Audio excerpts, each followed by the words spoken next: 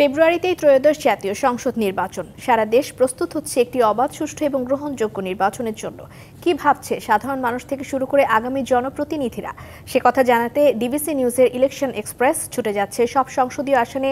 আজ সারাদিন সংসদীয় আসন 33 গাইবান্ধা 5-এ। স্বাগত সিএসআরএম ডিবিসি ইলেকশন এক্সপ্রেসে। আজ সারাদিন রয়েছে 33 গাইবান্ধা 5 আসনে। এই মুহূর্তে আমাদের সঙ্গে উপস্থিত রয়েছেন জামাত ইসলামী আন্দোলন বাংলাদেশের মনোনীত প্রার্থী আজিজুল ইসলাম। তার কাছে জানতে চাইব তাকে তার দল কেন এই আসন থেকে নির্বাচন করার জন্য মনোনীত করেছেন। আপনাকে তো আপনাদের দল থেকে মনোনীত করেছে এই আসন থেকে নির্বাচন করার। আপনি এ পর্যন্ত সাধারণ মানুষের জন্য কি কি করেছেন? আলহামদুলিল্লাহ, আল্লাহ পাকের কাছে লাখো কোটি শুকরিয়া। ইসলামী আন্দোলন বাংলাদেশ নীতি নয়, নীতির পরিবর্তন চাই। ইসলাম দেশ ও মানবতার কল্যাণে ইসলামী আন্দোলন অতন্ত্র প্রহরীর মতন কাজ করে। আমি সেই ইসলামী আন্দোলনের প্রত্যেকটা আদেশ, নির্দেশ এবং অনুগত মানিয়ে চলি এবং সে অনুসারে আমার সাগাট ও ফুলছেড়ির প্রাণপ্রিয় মানুষদের প্রত্যেকটা কল্যাণমূলক কাজে আমি ভূমিকা পালন করছি। তাছাড়া 5ই আগস্ট 24 পরবর্তীকালে বাংলাদেশে এক ক্লান্তিকাল পার করছিলেন। সে সময় থানায় পুলিশ ছিল না, রাস্তায় কোনো ট্রাফিক ছিল না। থানা আমরা পাহারা দিয়েছি, ট্রাফিকের কাজ আমরা স্কুল, কলেজ, মাদ্রাসা ছাত্রদেরকে নিয়ে পরিচালনা করছি।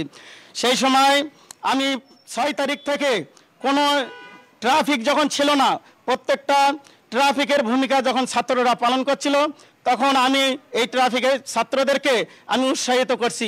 প্রত্যেক দিন একাধারে 17 দিন আমি তাদেরকে দুপুরে লাঞ্চের ব্যবস্থা করেছি। ইনশাল্লাহ আমি প্রত্যেকটা সংগ্রামী কাজে আমি নিবেদিতভাবে কাজ করার জন্য তৃণমূল থেকে শুরু করে প্রত্যেকটা আমার দলের কাজকর্মের উপরে ভিত্তি করে আমাকে মূল্যায়ন করেছে দল আমাকে। আরেকটি বিষয় যে সেটি, আপনি যদি এই জনপদের এই আসন থেকে নির্বাচিত হন, সেক্ষেত্রে আপনি এই পিছিয়ে পড়া জনগোষ্ঠীর জন্য কি করবেন? যে আলহামদুলিল্লাহ, প্রথমে মানব সমাজ কোনো বোঝা নয়। বেকার সমস্যা সমাধান করার জন্য ইনশাআল্লাহ প্রত্যেকটা অদক্ষ নাগরিককে আমি দক্ষ করিয়ে প্রশিক্ষণের মাধ্যমে দেশ বিদেশে কর্মসংস্থানের ব্যবস্থা করবো ইনশাআল্লাহ। এই যে আপনার এলাকায় যে নদীবেষ্টিত এলাকা, এখানে যে চরাঞ্চলগুলো রয়েছে, এখানের মানুষের রাস্তাঘাটের সমস্যা রয়েছে, চরের অনেক সমস্যা রয়েছে, সেই সমস্যাগুলো নিয়ে আপনারা কি করবেন বা কি পরিকল্পনা আছে আপনাদের? যে আলহামদুলিল্লাহ, আল্লাহ পাক যদি আমাকে নির্বাচিত করে, আমার প্রথম পরিকল্পনা আছে বনারপাড়া থেকে ভারতখালী স্টেশন হইতে তিস্তামুখ ঘাট পর্যন্ত একটা পতিত রেল যোগাযোগ ব্যবস্থা রয়েছে।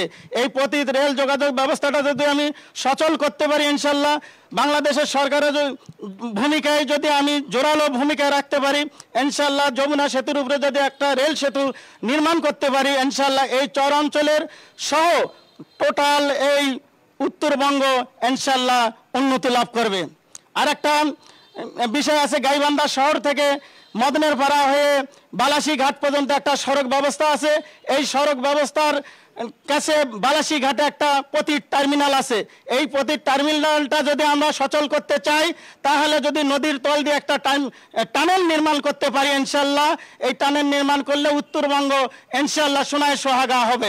আমার প্রতিশ্রুতি, ইনশাল্লাহ চরাঞ্চল যেহেতু আমার 17টা ইউনিয়নের মধ্যে 6.5টা ইউনিয়ন আমার চরাঞ্চল যেহেতু অনেক ভূমি আছে, প্রত্যেকটা ভূমি যদি আমি যথাযথ ব্যবস্থা করতে পারি, ইনশাল্লাহ প্রত্যেকটা মানুষের যদি কর্মের ব্যবস্থা করতে পারি, ইনশাল্লাহ বিভিন্ন সংস্থার সাথে যদি যোগাযোগ করে প্রত্যেকটা নাগরিক যদি আমি প্রশিক্ষণের মাধ্যমে খামার এবং উন্নত মানের চাষ ব্যবস্থা করতে পারি, ইনশাল্লাহ আমার চরাঞ্চল হবে ইনশাল্লাহ সোনায় সোহাগা।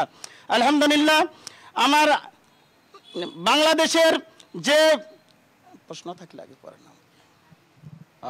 ধন্যবাদ। এই ছিল এখনের মতো সিএসআরএম ডিবিসি ইলেকশন এক্সপ্রেস।